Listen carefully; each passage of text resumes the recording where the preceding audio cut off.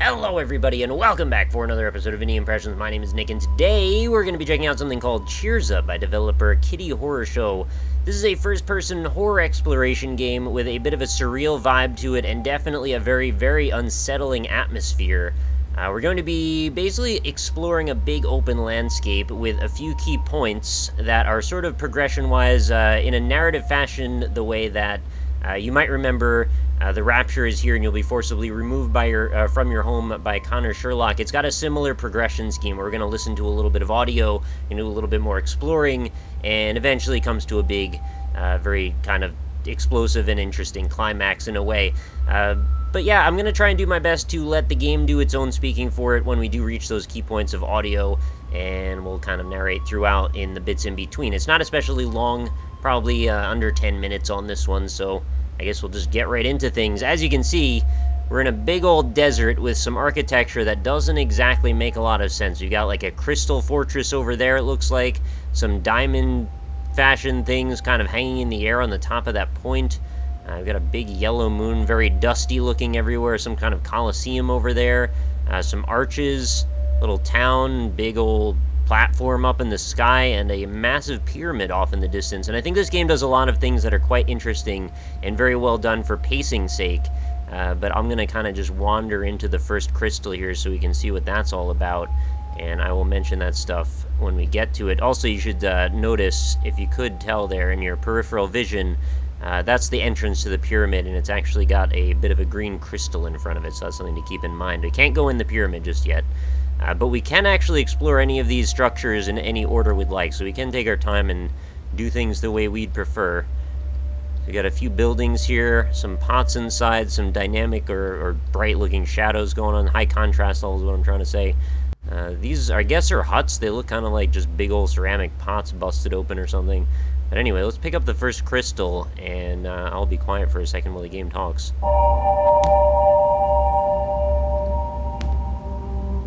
We did not know from where the Black Pyramid had come, only that it radiated, kept us warm without fire, gave us love without demand. Everyone in the village felt the voice of the pyramid as if fluttering in their heart, softly at first, stronger each passing day, until it became a triumphant choir that filled us every moment. We paid no mind to the gentle stinging of our eyes, or the small blisters that would appear on the skin of our arms. These pains were unimportant. The song of the pyramid had rendered them so. Alright, so that's a pretty unsettling thing to hear. So a pyramid has shown up near this town, and all the people that live there are starting to get blisters, and their arm and leg skin is doing some weird stuff, as well as their eyes are stinging, but they feel real good about the whole thing.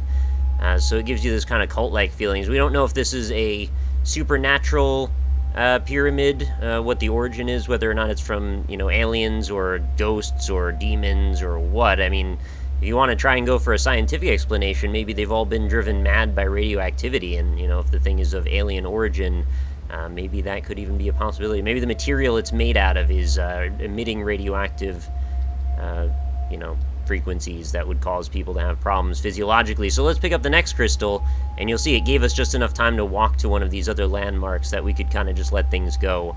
Let's keep the narration going forward. We spent months in the pyramid's great shadow, not foraging or sculpting or scavenging as we always had, simply basking in the warmth and comfort it gave us, letting the skin peel on our arms and our legs, smiling at the sky as we grew weak and complacent. We did not hunger, nor did we thirst. When the sun would set and the elders would light fires by which to see, I would hear them joking that the pyramid was like a new mother, brought up from the sand to cradle us. These words unnerved me. My mother, my real mother, was always beside me. Her skin was peeling faster than theirs. So just to give you a little bit more background as to the actual, you know, mental state of the people going through this situation. I don't mean to, like, over-explain the story here or anything, but it is definitely a creepy setup where it's like your mother is being replaced by this black monolithic pyramid that just showed up out of nowhere. Definitely a creepy vibe from that. I also really like this lighting technique, the way this is sort of a warm glow coming off of this stone. I don't know, it's kind of hard to describe, but it almost looks soft in a way, soft and chic at the same time, kind of shiny. Sheer, maybe? All these SH words, I don't know. Let's pick up another crystal.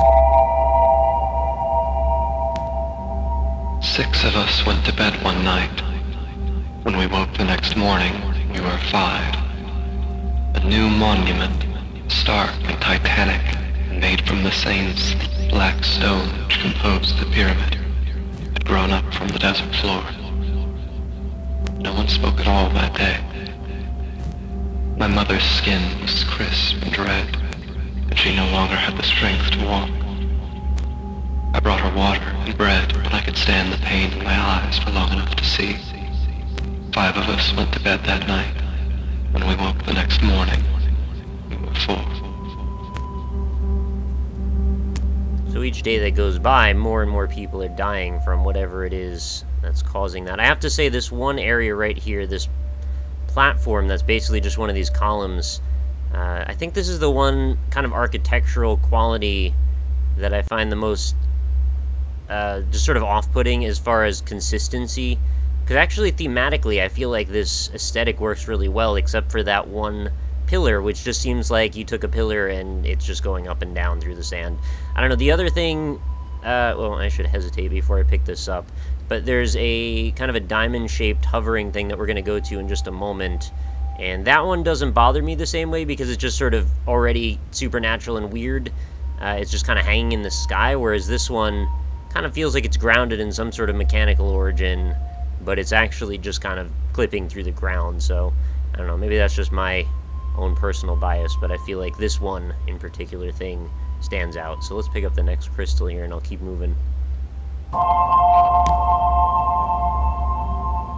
Each morning brought us a new structure in the desert, a new empty hollow, a new trail of footprints leading to the pyramid's great door. Those of us who remained would go to the pyramid, stare at the door for long hours, pushing our hands and shoulders against it, but it would not move. Some nights I dreamed of the sound of grinding stone, the shuffling of footsteps in an unbearable light. But if ever I woke, I would see nothing. There is nothing to be afraid of, my mother would lie without prompting, while cloudy fluid wept from her eyes. She knew what there was to be afraid of. What she meant was that there was nothing we could do. So that's the door to the pyramid, in case you're wondering. It is definitely creepy and solid, and you can't get in.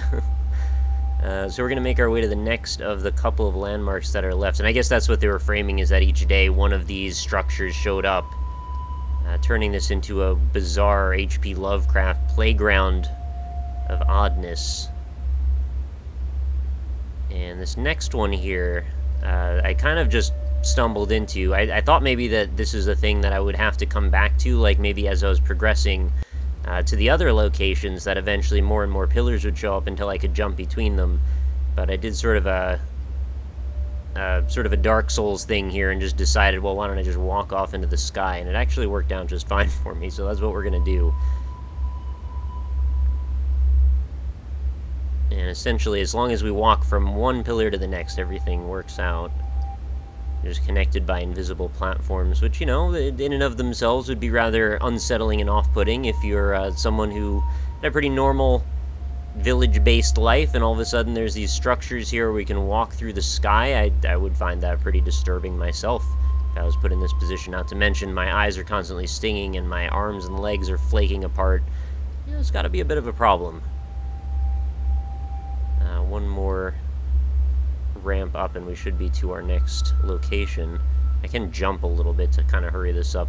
The pacing of this I find is really, really well done in a way, just because you've got to time this in just such a way that each thing we pick up lasts just as long as we need it to get to the next spot. So in some ways it seems like this is a massive open desert that is unnecessarily large, But when you take into account that this is for the sake of the storytelling, it kind of works out. And also, this lighting effect against the ground, definitely cool. I mean, the fact that this radiates light that you can only see in a reflection is very mysterious, too. My mother and I woke on the penultimate morning to find that we were all but remain. The hot sand was singing through the empty doors of our village. I asked her what the word oblation meant. Though she lacked strength, her head snapped toward me, and she stared. Her eyes were yellow and rheumy, but I could see her fear. She asked me where I had heard the word. In truth, I had not heard it at all. I had woken with it imprinted on the backs of my eyelids, written on the walls of my veins, a sudden clandestine addition, like the bite of a nocturnal insect. I knew that the pyramid had put it there, as a warning, perhaps an edict. I never answered her, and so she never answered me. They were the last words I ever heard my mother speak. The next morning she was gone. Nothing left of her but a trail of dragging footprints in the sand, leading to the pyramid's closed door. So that takes it to a new level. Every single day, all these people are actually walking themselves as they're dying to the pyramid's doors. And, well, we'll see if that ends up being our fate. Let's let this little diamond come down so we can walk on it. There we go. I've managed to somehow pick the worst timing whenever I get to these things. The first time when I walked to that other platform, I had to wait through like 2 cycles of it because I was just at the wrong moment. And then I freaking jumped at the wrong time, and it caused me to just fall through the platform. I love how it's just slightly elevated above the tip of that point, too. I spent what I knew was my final day walking to each of the black structures, pressing my hands and lips against their cold stone, wishing them goodbye. They gave off no warmth, and there was nothing in their angles to tell me who they had been. I could not tell which one was my mother. The pyramid's incessant singing had clouded my memory. I was nearly blind from the pain in my eyes. I told each one that I loved them, and then I returned to the village to wait. Really sad story, honestly. I mean, I know it's just going for a creepy and unsettling vibe, but at the same time, like, the voice acting is good enough that I really do kind of get absorbed into it. And let's say goodbye to the light.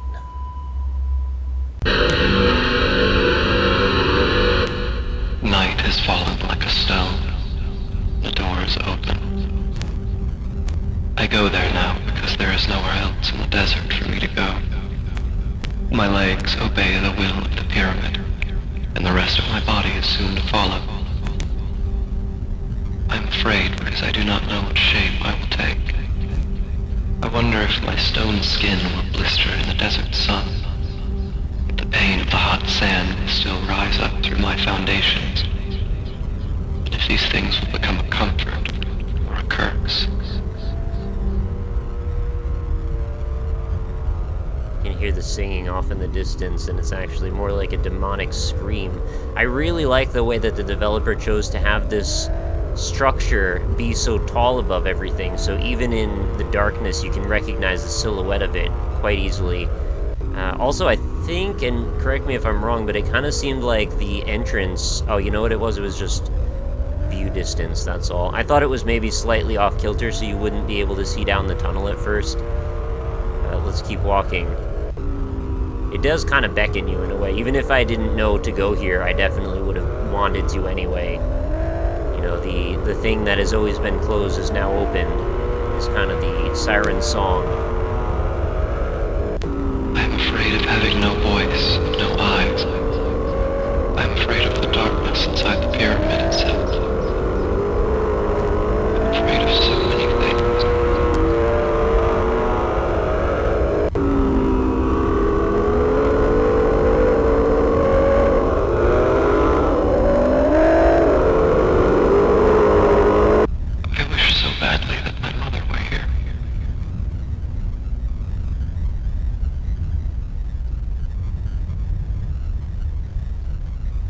that's the end. That's, CHYRZA. Very, very disturbing. Now, I have to say, I really have to give my compliments to Kitty Horror Show. This was really well done. Very few assets used.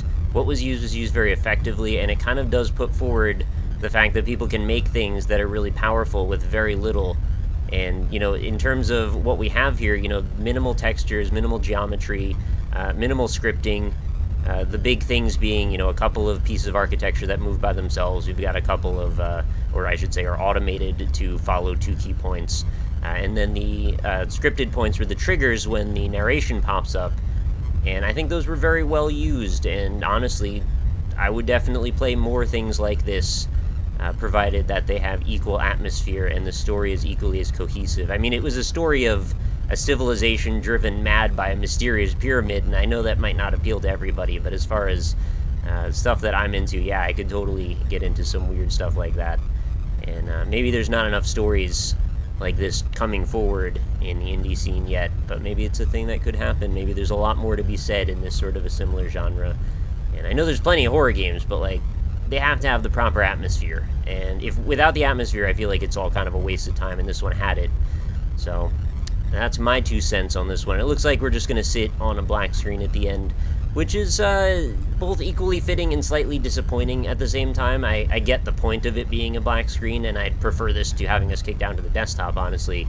And in terms of cohesiveness with the story, having it be a black screen is sort of just saying, you know, what form did I take? I don't know. It actually follows that way. But I kind of wish there was more. I wish I got to find out another thing after just walking into the pyramid personally, but that's just my own feeling. So, you know, let me know what you think about this story. I did play this one through to completion because I feel like it would be really kind of unnecessary to stop short on. I feel like this would be doing the game a disservice to show it in, you know, a half state like that. I would still urge you to go ahead and download this, though, if you can, and go play it with a friend. Have them experience it with you and talk about it in the comments. I want to hear what you guys think about this presentation, if you found this to be as effective as I did, what you might have done differently, anything to do with the stuff that I talked about throughout the episode. I'd love to hear your comments on, so feel free to chime in the comment section. And of course, if you enjoyed the episode, make sure you leave a like, because that helps me out a whole bunch, helps keep the series propagating, and helps new people find out about new artistic, original, and unique indie games, and that's the whole point of Indie Impressions. So I will be back again tomorrow for another episode. They come up every single day, so if you enjoyed this one today, be sure to come back again then. Subscribe to the channel if you haven't already, that way you get all of the new videos delivered right into your YouTube inbox, or feed, I guess would be the proper thing to say, and I will see you all tomorrow. So thank you again for watching. Have a fantastic night, everybody.